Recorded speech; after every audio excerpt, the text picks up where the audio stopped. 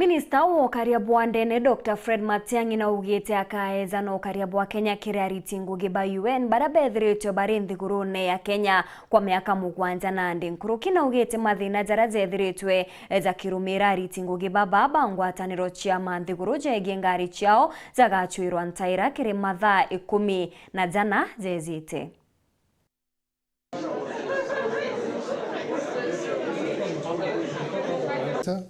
Where there's a red ribbon waiting for it to be snapped. And then from now henceforth, I don't think we should have a situation where staffers of the UN have got to go to the immigration office in town to sort out their problems, or any of the UN staffers have got to go to NTSA to sort out any issues related to their motor vehicles.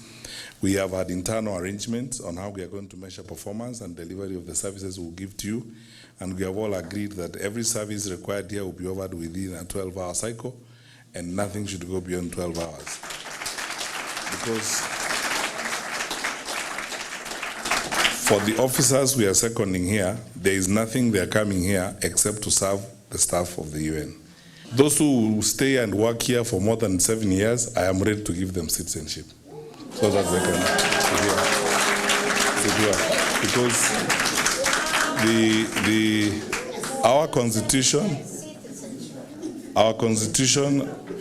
allows dual citizenship, and the Act gives me authority to confer citizenship to those who have been here for 7 years and above. So, Madam DG, and one of them who have been here would like to be Kenyan citizens, I am ready to give them citizenship. I can guarantee you it well.